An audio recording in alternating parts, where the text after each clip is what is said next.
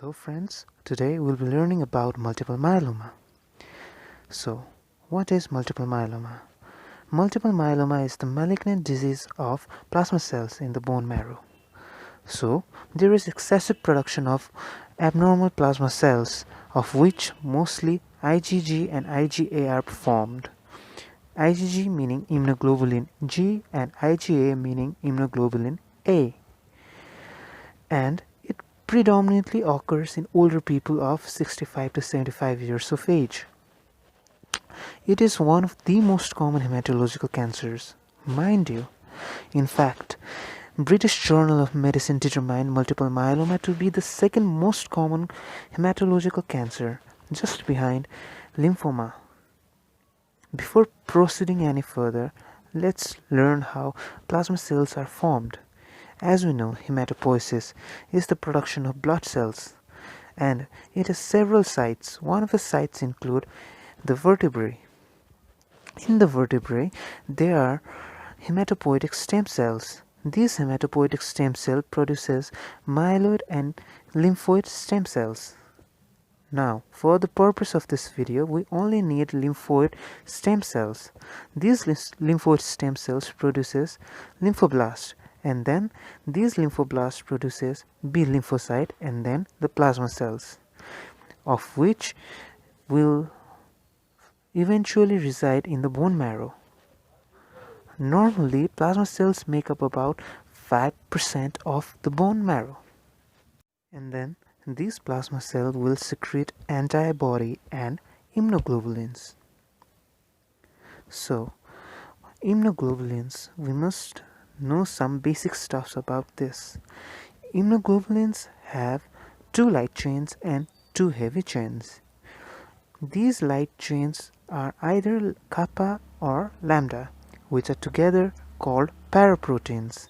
Mind you, the increase in paraprotein in blood is also termed as paraproteinemia. Now, in the case of multiple myeloma, there is excessive production of abnormal plasma cells. So, there is more than 10% of plasma cells, abnormal plasma cells in bone marrow, and these abnormal plasma cells will secrete abnormal antibodies, and plasma cells will only produce light chains. Now, when a patient of multiple myeloma shows up, he shows the following signs and symptoms, which include back pain, anemia, infection of respiratory tract, bone fractures, renal failure, proteinuria, fatigue, tiredness, dehydration, and on certain scans they will show lytic bone lesions. For learning purpose, we memorize the clinical features with the mnemonic I am crab, like literally I am crab. So I stands for infection. So what happens is, remember that the plasma cells produce immunity against infection. Hence, when abnormal plasma cells are produced, susceptibility for infection occurs. C stands for increase in calcium levels, or hypercalcemia. So what happens is, the plasma cells causes the increase in osteoclastic activity and the decrease in osteoblastic activity. Hence, there is erosion of bone, which causes calcium to move into the bloodstream and cause hypercalcemia. And R for renal diseases, which is caused by the overload of light chains. A for anemia. Anemia here is caused by 2 reasons. Remember that there is renal failure. So what happens is erythropoietin cannot be secreted. And the second reason being that the plasma cell infiltration occurs in the bone marrow and erythropoiesis is hence reduced. And B for bony fractures. This happens due to the loss of bone density, like osteoporosis, osteolytic actions happening due to this multiple myeloma. Now, moving on to the pathophysiology of multiple myeloma. So how do these multiple myeloma cells survive in our body? Now, what happens is, In the bone marrow, remember that there are stromal cells which regulate hematopoiesis, but in multiple myeloma, these bone marrow stromal cells will react with plasma cell by different cytokines. These cytokines will cause adhesion of plasma cells and bone marrow stromal cells. Due to these adhesion, these cancerous cells will obtain growth, survival, drug resistance and migration. So, bone marrow stromal cells helps multiple myeloma cells to survive and grow. So finally we have the investigations and treatment of multiple myeloma. Moving on, first we do investigation under 3 topics: the blood test, urine test and bone marrow related investigations. In blood test, we do complete blood count with peripheral blood film. It will reveal normocytic normochromic anemia.